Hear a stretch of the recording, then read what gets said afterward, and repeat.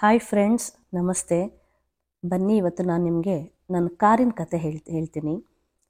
ಇದು ಬಂದು ನಾನು 2018ನಲ್ಲಿ ತಗೊಂಡಂಥ ಕಾರು. ಶೋರೂಮ್ ಕಾರೇ. ತುಂಬ ಇಷ್ಟಪಟ್ಟು ತಗೊಂಡಂಥ ಕಾರು. ಯಾಕೆ ತುಂಬ ಇಷ್ಟ ಅಂತಂದರೆ, ಇಷ್ಟ ಅನ್ನೋದಕ್ಕಿಂತ ತುಂಬ ಅವಶ್ಯಕತೆ ಇತ್ತು ನನಗೆ ಕಾರು. ಹೇಗೆ ಅಂದರೆ, ನನ್ನ ಮಗಳು ಬಂದು, ಅಂದರೆ ದೊಡ್ಡ ಮಗಳು ಸ್ಪೆಷಲ್ ಚೈಲ್ಡ್ ಆಗಿದ್ಲು. ಅವಳಿಗೆ ನಾನು ಈ ಕಾರ್ ತಗೊಂಡಾಗ ಸುಮಾರು ಒಂದು 9 ವರ್ಷ ಇರಬಹುದು. ಅಂದರೆ ಅವಳು ನಡಿಲಿಕ್ಕೆ ಆಗ್ತಾ ಇರಲಿಲ್ಲ. ಸೊ ಸುಮಾರು ಕಡೆ ನಾವು ಅವಳನ್ನ 2 ವೀಲರಲ್ಲಿ ಕರ್ಕೊಂಡು ಹೋಗ್ತಿದ್ವಿ. 9 ಇಯರ್ಸ್ ಆದಮೇಲೆ ಅವಳಿಗೆ ಕೂರೋಕ್ಕೂ ಕಷ್ಟ ಆಗ್ತಾಯಿತ್ತು. ಸೊ ಎಲ್ಲಾದರೂ ಹೋಗಬೇಕು ಬರಬೇಕು ಅಂತಂದರೆ ತುಂಬ ಕಷ್ಟ ಆಗ್ತಾಯಿತ್ತು. ನಮ್ಗೆ ಅವಳನ್ನ ಎತ್ಕೊಂಡು ಓಡಾಡೋಕೆ ಆಗ್ತಾ ಇರಲಿಲ್ಲ. ಹಾಗಾಗಿ ಕಾರ್ ತಗೊಂಡಿದ್ದು. ಬಟ್ ಈ ಕಾರಲ್ಲಿ ತುಂಬ ನೆನಪುಗಳಿದೆ. ಇವತ್ತು ಈ ಕಾರ್ನ ನಾವು ಸೇಲ್ ಮಾಡ್ತಾಯಿದ್ದೀವಿ. ಇದು ಬಂದು ಆಟೋಮೆಟಿಕ್ಕು. ನನ್ನ ಹಸ್ಬೆಂಡ್ ನನಗೋಸ್ಕರ ಅಂತಲೇ ಇದನ್ನು ಆಟೋಮೆಟಿಕ್ ತೊಗೊಂಡಿದ್ದು. ಯಾಕೆಂದರೆ ಅವರು ಎನಿ ಟೈಮ್ ಮನೇಲಿ ಇರೋಕ್ಕಾಗಲ್ಲ. ಎಮರ್ಜೆನ್ಸಿ ಎಲ್ಲಾದರೂ ಹೋಗಬೇಕು ಅಂದರೆ ಮಗಳನ್ನ ಕರ್ಕೊಂಡು ನಾನೇ ಡ್ರೈವ್ ಮಾಡ್ಕೊಂಡು ಹೋಗೋ ಥರ ಆಗಲಿ ಅಂತ ನಮ್ಮ ಹಸ್ಬೆಂಡ್ ಈ ಆಟೋಮೆಟಿಕ್ ಕಾರ್ ತೊಗೊಂಡಿದ್ದು. ಬಟ್ ಈ ಕಾರ್ ತೊಗೊಂಡ್ಮೇಲೆ ನನ್ನ ಮಗಳಿಗೆ ತುಂಬ ಹೆಲ್ಪ್ ಆಯಿತು. ಎಲ್ಲೇ ಕರ್ಕೊಂಡು ಹೋಗ್ಬೇಕಾದ್ರೂ ಅವಳನ್ನ ಹಿಂದೆ ಮಲಗಿಸ್ಕೊಂಡ್ಬಿಟ್ರೆ ಆರಾಮಾಗಿ ಮಲ್ಕೊಂಡಿರೋಳು. ನಾವು ಆರಾಮಾಗಿ ಅವಳನ್ನ ಹೊರಗಡೆ ಕರ್ಕೊಂಡು ಹೋಗೋಕ್ಕೆ ಚೆನ್ನಾಗಿತ್ತು. ಬಟ್ ಇವತ್ತು ಈ ಕಾರ್ನ ಸೇಲ್ ಮಾಡ್ತಾಯಿದ್ದೀವಿ. ತುಂಬ ಬೇಜಾರಾಗ್ತಾ ಇದೆ. ಯಾಕಂದರೆ ನಮ್ಮ ಕಷ್ಟದಲ್ಲೂ ನಮ್ಗೆ ಯಾರೂ ನನ್ನ ಮಗಳನ್ನ ಕರ್ಕೊಂಡು ಹೋಗೋದಕ್ಕೆ ಕಾರ್ ಕೊಟ್ಟಿರಲಿಲ್ಲ. ಬಟ್ ಅಂಥ ಟೈಮಲ್ಲಿ ನಾವು ತಗೊಳ್ಳೇಬೇಕು ಅಂತೇಳಿ ಇನ್ಸ್ಟಾಲ್ಮೆಂಟಲ್ಲಿ ನಾವು ಈ ಕಾರ್ನ ತೊಗೊಂಡಿದ್ದು. ಈ ಸೀಟಲ್ಲಿ ಅವಳು ಮಲಗ್ತಾ ಇದ್ದಿದ್ದು ಅದೆಲ್ಲ ನನಗೆ ತುಂಬ ನೆನಪಾಗ್ತಾಯಿತ್ತು.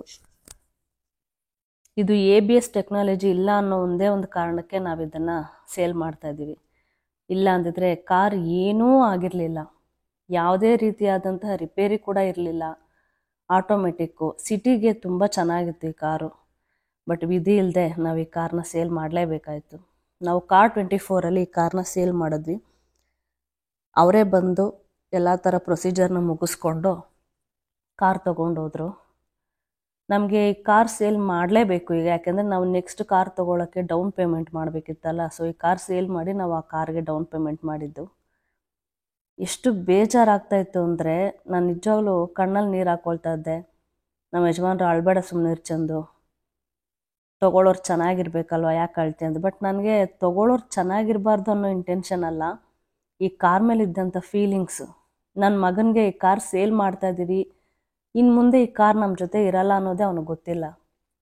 ನನ್ನ ಮಗಳು ಇರೋವರೆಗೂ ನಾವು ಈ ಕಾರ್ನ ಸೇಲ್ ಮಾಡಲಿಲ್ಲ. ಯಾಕಂದರೆ ಅವಳಿಗೆ ಕಾರ್ ಸೇಲ್ ಮಾಡೋಕ್ಕೆ ಬಿಡ್ತಾನೂ ಇರಲಿಲ್ಲ. ಅವಳಿಗೆ ಈ ಕಾರ್ ಮೇಲೆ ತುಂಬ ಅಟ್ಯಾಚ್ಮೆಂಟ್ ಇತ್ತು.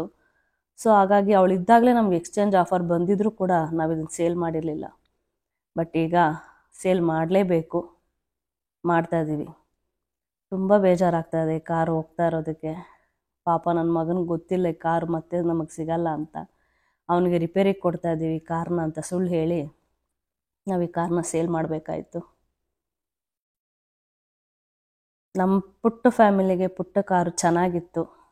ಬಟ್ ಅದು ಆಟೋಮೆಟಿಕ್ಕು, ಗೇರ್ ಇಲ್ಲ ಅನ್ನೋ ಕಾರಣಕ್ಕೆ ನಾವು ಇದನ್ನು ಸೇಲ್ ಮಾಡಲೇಬೇಕಾಯ್ತು. ಈಗ ತುಂಬ ಓಡಾಡಿದ್ದೀವಿ. ತುಂಬ ಜನನ ಈ ಚಿಕ್ಕ ಕಾರಲ್ಲಿ ಸುಮಾರು ಜನನ ಕರ್ಕೊಂಡು ತುಂಬ ಸುತ್ತಿದ್ವಿ. ಏನೋ ಒಂಥರ ನಮಗೆ ಕಾರ್ಗೆ ತುಂಬ ಅಟ್ಯಾಚ್ ಆಗಿಬಿಟ್ಟಿದ್ವಿ. ಹಾಗೆ ಅಲ್ವಾ? ಯಾಕೆಂದರೆ ಕೆಲವೊಂದು ಸಂದರ್ಭದಲ್ಲಿ ನಾವು ಈ ಕಾರ್ ತೊಗೊಂಡಿದ್ದೀವಿ ಅನ್ನೋದಕ್ಕಿಂತ ಯಾವ ಕಾರಣಕ್ಕೆ ತೊಗೊಂಡ್ವಿ, ಈ ಕಾರ್ ತೊಗೊಳಕ್ಕೆ ಮುಂಚೆ ಜನ ನಮ್ಮ ಹತ್ರ ಹೇಗೆ ನಡ್ಕೊಂಡಿದ್ರು ಅನ್ನೋದೆಲ್ಲ ನಮಗೆ ಕಡೆವರೆಗೂ ಕಾಡ್ತಾನೆ ಇರುತ್ತೆ. ಹಾಗಾಗಿ ಈ ಕಾರು ತುಂಬ ಒಂದು ಹಠದಿಂದ, ಛಲದಿಂದ ತೊಗೊಂಡಿದ್ದು. ಬಟ್ ಇವತ್ತು ಆ ಕಾರ್ನ ಸೇಲ್ ಮಾಡಿಬಿಟ್ವಿ. ಅದೇ ನನಗೆ ಬೇಜಾರು. ಬಟ್ ದೇವರು ಒಂದು ತೊಗೊಂಡ್ರು ಇನ್ನೊಂದು ಕೊಡ್ತಾನೆ. ನಾವು ಆ ಕಾರ್ನ ಸೇಲ್ ಮಾಡಿದ್ರೂ ಇನ್ನೊಂದು ಕಾರ್ ತೊಗೊಳೋದಕ್ಕೋಸ್ಕರ ಅಂತಲೇ ನಾವು ಆ ಕಾರ್ನ ಸೇಲ್ ಮಾಡಿದ್ದು. ಸೊ ನನಗೆ ಮೊದಲಿಂದನೂ ಟಾಟಾ ಕಂಪ್ನಿ ಕಾರೇ ತೊಗೋಬೇಕು ಅಂತ ತುಂಬ ಇಷ್ಟ ಇತ್ತು. ಯಾವುದಾದ್ರೂ ಸರಿ ಟಾಟಾ ಕಂಪ್ನಿದೇ ತೊಗೋಬೇಕು ಅನ್ನೋ ಆಸೆ ನನಗಿತ್ತು. ಬಟ್ ಟಾಟಾ ಕರ್ವ್ ಲಾಂಚ್ ಆದಮೇಲೆ ತೊಗೊಂಡ್ರೆ ಕರ್ವೇ ತೊಗೋಬೇಕು ಅನ್ನೋ ಆಸೆ ಇತ್ತು. ಬಟ್ ನಮ್ಮ ಯಜಮಾನ್ರು ಪಾಪ ಪಂಚ್ ಇಷ್ಟಪಟ್ಟರು. ನಾನು ಕರ್ವ್ ನೋಡಿದ್ಮೇಲೆ ಬೇರೆ ಕಾರ್ ನೋಡೋದಕ್ಕೆ ನನಗೆ ಮನಸ್ಸೇ ಆಗಲಿಲ್ಲ. ಸೊ ಹಾಗಾಗಿ ನಾವು ಟಾಟಾ ಶೋರೂಮ್ಗೆ ಹೋಗಿ ಟಾಟಾ ಕರ್ವ್ನ ಬುಕ್ ಮಾಡಿ ಆವತ್ತಿನ ದಿವಸ ಈ ಥರ ಸ್ಮಾಲ್ ಸೆಲೆಬ್ರೇಷನ್ ಮಾಡಿದ್ರು. ಟಾಟಾ ಶೋರೂಮಲ್ಲಿ ಚಿಕ್ಕದಾಗಿ ಕೇಕ್ ಕಟ್ ಮಾಡಿದೆ. ನನ್ನ ಮಗನಿಗೆ ಅಲ್ಲಿವರೆಗೂ ಗೊತ್ತಿರಲಿಲ್ಲ ನಾವು ಕಾರ್ ತಗೋತಾ ಇದ್ವಿ ಅಂತ. ಯಾಕಂದರೆ ಅವನಿಗೆ ಸರ್ಪ್ರೈಸ್ ಆಗಿರಲಿ ಅಂತಲೇ ನಾವು ಅವ್ನಿಗೆ ಹೇಳಲಿಲ್ಲ. ನನ್ನ ಹಸ್ಬೆಂಡ್ ನನ್ನ ಬರ್ತಡೇಗೆ ಅಂಥೇಳಿ ನನಗೆ ಕಾರ್ ಗಿಫ್ಟ್ ಮಾಡಿದ್ರು. ಥ್ಯಾಂಕ್ ಯು ಹಬ್ಬಿ. ನಾನು ಇಷ್ಟಪಡೋವಂಥ ಕಂಪ್ನಿ, ನಾನು ಇಷ್ಟಪಡೋವಂಥ ಕಾರೇ ನನಗೆ ಕೊಡಿಸಿದ್ದಕ್ಕೆ ನನ್ನ ಹಸ್ಬೆಂಡ್ಗೆ ನಾನು ಥ್ಯಾಂಕ್ಸ್ ಹೇಳ್ತೀನಿ. ತುಂಬ ವರ್ಷಗಳಿಂದ ಅಂದ್ಕೊಂಡಿದ್ವಿ ನೆಕ್ಸ್ಟು ಕಾರ್ ತೊಗೊಂಡ್ರೆ ಟಾಟಾ ಕಂಪ್ನಿ ಕಾರೇ ತೊಗೋಬೇಕು ಅಂತ. ಬಟ್ ನನಗೆ ರತನ್ ಟಾಟಾ ಅವ್ರು ಇದ್ದಾಗಲೇ ತೊಗೋಬೇಕು ಅನ್ನೋ ಆಸೆ ಇತ್ತು. ಬಟ್ ಅದಾಗಲಿಲ್ಲ, ಅವ್ರು ಹೋದ್ಮೇಲೆ ತೊಗೊಳ್ಳೋ ಹಾಗಾಯಿತು. ಬಟ್ ನೋಡಿ, ನಮ್ಮ ಮನೆಗೆ ಐಶ್ವರ್ಯ ಲಕ್ಷ್ಮಿ ಬಂದಾಗಾಯಿತು.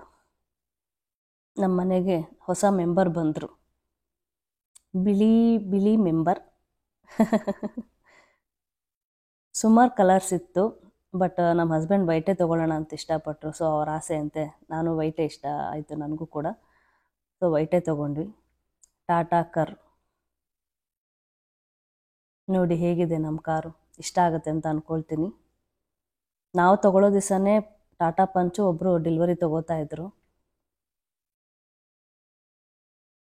ನೋಡಿ ಇದು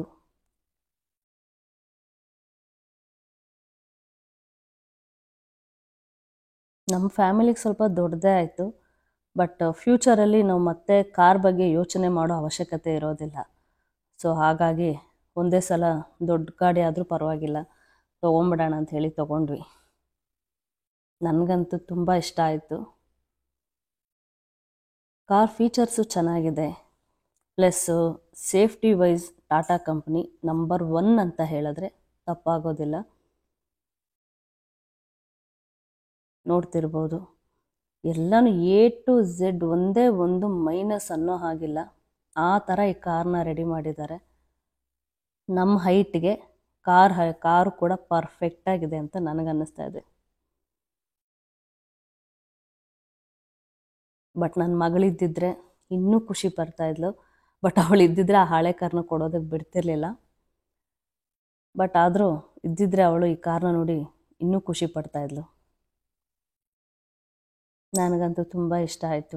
ಅದರಲ್ಲೂ ನನ್ನ ಬರ್ತಡೇ ದಿವಸನೇ ಪಾಪ ನಮ್ಮ ಹಸ್ಬೆಂಡು ಅವತ್ತೇ ತೊಗೋಬೇಕು ಅಂತ ಹೇಳಿ ತೊಗೊಂಡಿದ್ದು. ಹಾಗಾಗಿ ತುಂಬ ಖುಷಿ ಆಯಿತು. ಶೋರೂಮ್ ಅವರು ನಮಗೆ ಚೆನ್ನಾಗಿ ರೆಸ್ಪಾನ್ಸ್ ಮಾಡಿದ್ರು. ಯಾಕಂದರೆ ಕೆಲವು ಕಡೆ ಶೋರೂಮ್ ಸರಿಗೆ ರೆಸ್ಪಾನ್ಸೇ ಮಾಡೋದಿಲ್ಲ. ಬಟ್ ಇಲ್ಲಿ ನಮ್ಗೆ ತುಂಬ ಚೆನ್ನಾಗಿ ರೆಸ್ಪಾನ್ಸ್ ಮಾಡಿದ್ರು. ನಮ್ಮ ಮನೆಗೆ ಬಂದಂಥ ಹೊಸ ಮೆಂಬರ್, ಆ ತಾಯಿ ನಮ್ಗೆ ಇದೇ ರೀತಿ ಒಳ್ಳೇದು ಮಾಡ್ತಾ ಇರಲಿ. ಅಲ್ಲಿಂದ ನಮ್ಮ ಮನೆ ದೇವರಾದ ವೆಂಕಟರಮಣ ಸ್ವಾಮಿ ದೇವಸ್ಥಾನದಲ್ಲೇ ತೊಗೊಂಡೋಗಿ ಪೂಜೆ ಮಾಡಿಸಿದ್ವಿ. ಪೂಜೆನೂ ಅಷ್ಟೇ ತುಂಬ ಚೆನ್ನಾಗಿ ಮಾಡಿಕೊಟ್ರು. ತುಂಬ ಖುಷಿ ಆಯಿತು. ಯಾಕಂದರೆ ಏನೇ ಮಾಡಿದ್ರು ಫಸ್ಟು ನಾವು ದೇವ್ರ ಪೂಜೆ ಮಾಡಿನೇ ಸ್ಟಾರ್ಟ್ ಮಾಡಬೇಕಲ್ವ. ಸೊ ಹಾಗಾಗಿ ನಾವು ನಮ್ಮ ಅಕ್ಕ ಫ್ಯಾಮಿಲಿಯವರೆಲ್ಲ ಹೋಗಿದ್ವಿ ನಮ್ಮ ಮನೆ ಮಹಾಲಕ್ಷ್ಮಿನ ಕರ್ಕೊಂಡು ಬರೋದಕ್ಕೆ. ನೋಡಿ ತುಂಬ ಚೆನ್ನಾಗಾಯಿತು ಪೂಜೆ. ನೈಟ್ ಟೈಮಲ್ಲಿ ಆ ದೇವ್ರ ಹತ್ರ ನಮ್ಮ ಕೋರಿಕೆಗಳನ್ನ ಕೇಳಿಕೊಂಡು ಈ ತಾಯಿ ಮಹಾಲಕ್ಷ್ಮಿನ ನಮ್ಮ ಮನೆಗೆ ಕರ್ಕೊಂಡು ಹೋದ್ವಿ. ಎನಿವೆ, ನನ್ನ ಈ ಕಾರ್ ಕತೆ ಕೇಳಿದ್ದಕ್ಕೆ ನಿಮ್ಮೆಲ್ರಿಗೂ ನಾನು ತುಂಬ ಧನ್ಯವಾದಗಳನ್ನ ತಿಳಿಸ್ತೀನಿ. Thank you so much. ನಮ್ಮ ಮನೆ ಹೊಸ ಮೆಂಬರ್ಗೆ ಆಲ್ ದ ಬೆಸ್ಟ್ ಹೇಳಿ. ಆ ದೇವ್ರು ಎಲ್ಲರಿಗೂ ಒಳ್ಳೇದು ಮಾಡಲಿ.